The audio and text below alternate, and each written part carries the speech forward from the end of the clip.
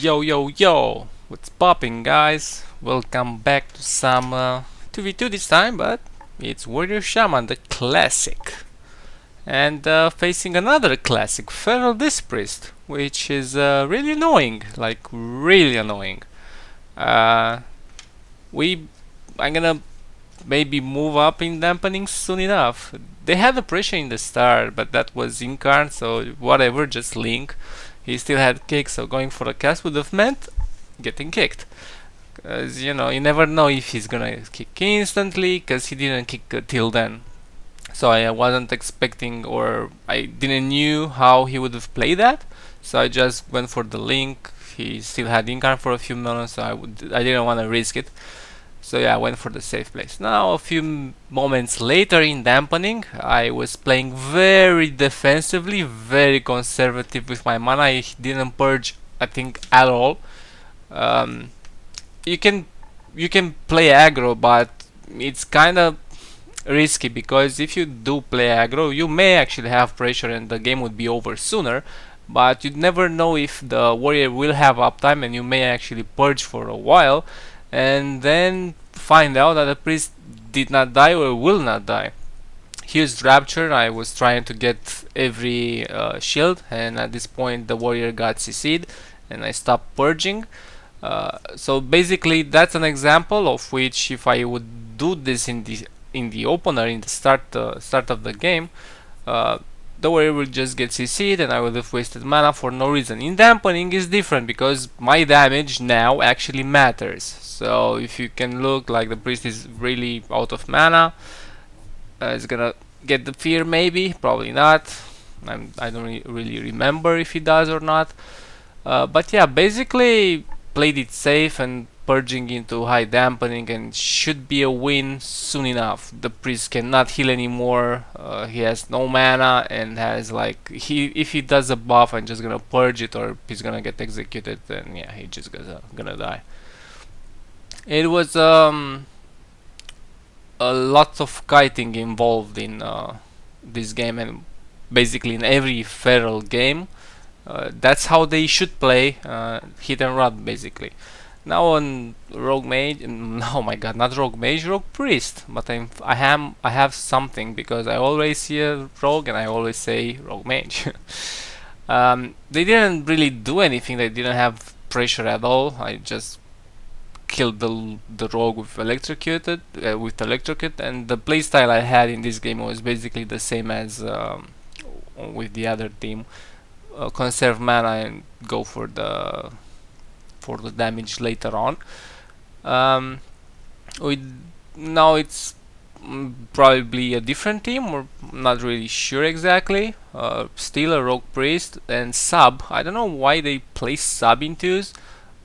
Assassination is way more pressure because they can dot both of us and then play kind of like a feral and just full kidney, and then spam damage in that, or go on the other guy, or vendetta kidney me and then go on the warrior, so we both drop, so I have to cast twice on the warrior and on me, and maybe I'll get blinded, maybe I'll get kicked or feared, or something to interrupt my cast, and I will fall behind.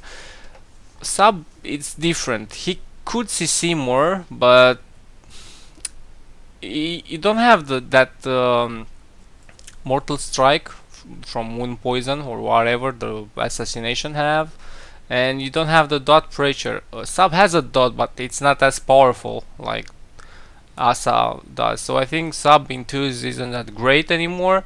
It also depends what spec the priest is playing. If the priest is Dark Archangel, the rogue can actually kill you in a Blade's Dance from 100 to 0. If you don't have anything, you're probably gonna die. I kind of spam purge a bit too much over here, and we did eventually get a kill, but if the rogue would have maybe peeled for the warrior a bit, they could have survived, and I was pretty close with mana. My mana and the priest's mana was close, so it was undecisive game. We wouldn't know if we would have won. Anyway, moving to the next one. The best comp in 2v2 right now is DK Resto Shaman. If you play this, you should win everything, or at least most of the comps. This is a real pain, because if I kite, and I can kite the DK, I can run around in Ghost Wolf and just run. He pops every cooldown, I wall or do nothing and just W Ghost Wolf and run away. That's how I see it. But if I run away and if he has somehow reconnected to me, I don't want to run more, because then I will kite my warrior as well and we will lose pressure, and eventually they will out DPS us, because DK has uptime, warrior doesn't have uptime, so I have to stay put, not move at all at some moments. In this map it's okay because there is this huge pillar and the shaman has to come after us all the time. And he's staying in the middle of arena, which made me get shears and hexes quite easily. But look at this, he gripped my my jump. I didn't really want to kite that much in this game. I tried to LOS the shaman as much as possible so I don't get purged, and I can get maybe, you know, not get hex, not get anything for shaman, but basically the most important is not to get purged.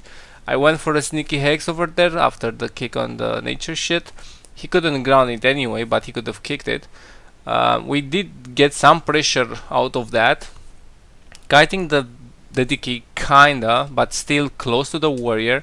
I don't want to go room to room or shit like that, and I don't think room to room is good anyway, because he will just be in line of sight and he would get killed. You know, he will kite the warrior and I will get just killed at some point, because I can't really lose the shaman anymore.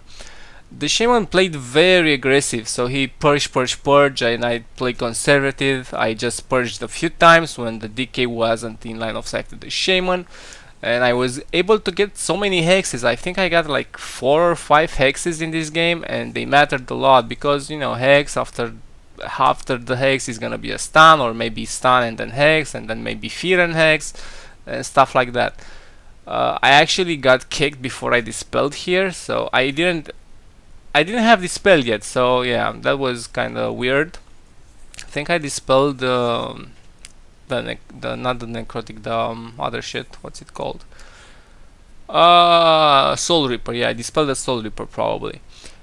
That's a fear, and I can hex this fear because the DK has nothing to interrupt me. But the shaman got out, but I'm still going for the hex, and I got it. And this should be the kill. He used everything. DK has absolutely nothing, and he should go down, and he does.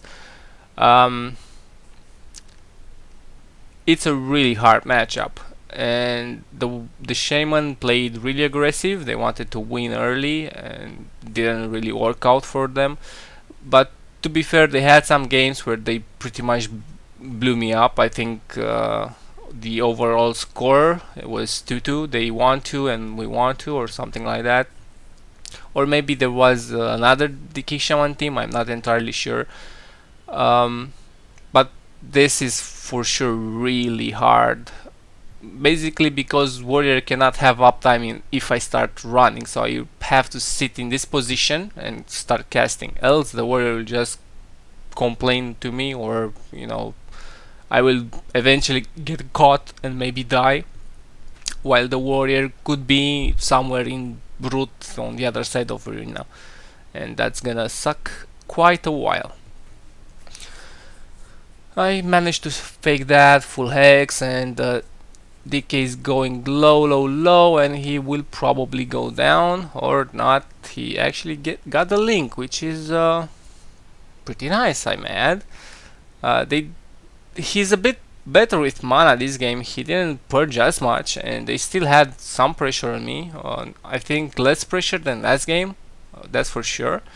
But the shaman again did not purge, did not play as aggressive as last game, so this was a more safe and calculated. But my mana still went down, or faster than him. Maybe I purged more.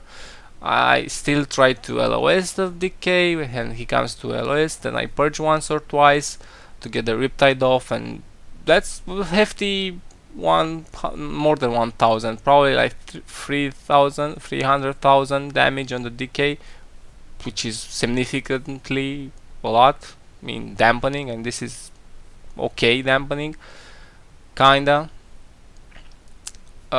It's not even 40%, but he's in execute range and he got there pretty fast. But again, he tries to go on me and I'm trying to LOS, and he just doesn't get healed because he's lining the shaman all the time. Like this, he lines the shaman, tries to go, I'm not sure where. He did stun the guy, I interrupted that. I could have went for a lava burst, but in the end that didn't matter. They didn't play it well. I don't know what the fuck they were doing. The DK only has to kite, that's it. You kite the warrior when you're 50% and eventually you will win in dampening, because the warrior only has a charge and a leap and then he's slowed and I can't help you.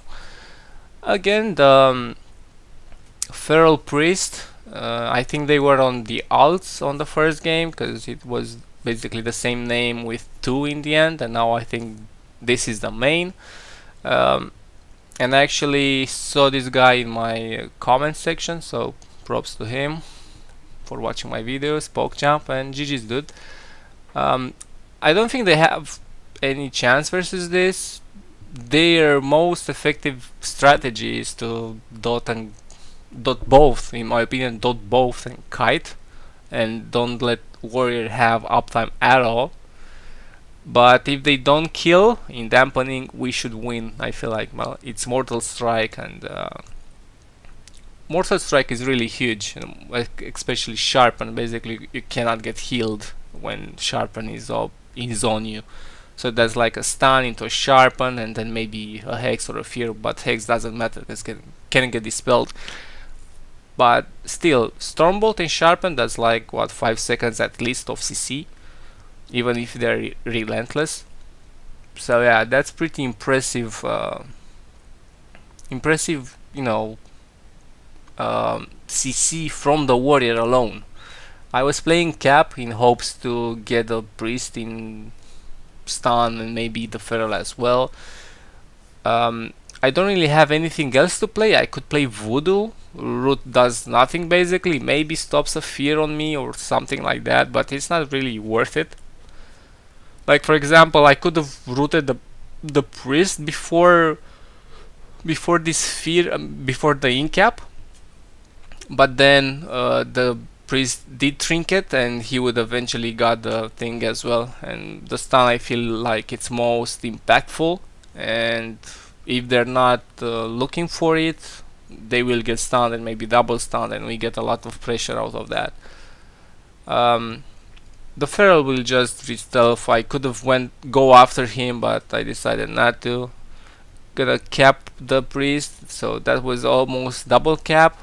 But again, playing this in-cap spec, they do have pressure on warrior, but I don't think they can kill him. Die by the sword, defensive stance, stuns. It's a lot to go through. It's really a lot, and they need dampening. This was a offensive link. I wanted to not heal and just blink and go, and I think it worked out.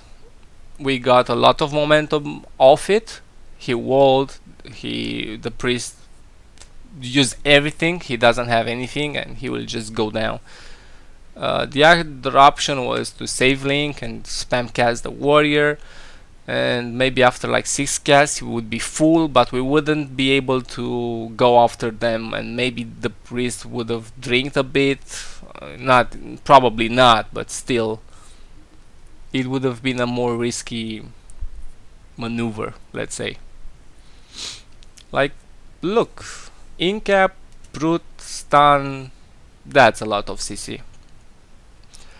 It's a good comp, but I still think in dampening we should win, unless I go out of mana. But if I'm playing bottomless deaths, I won't go out of mana.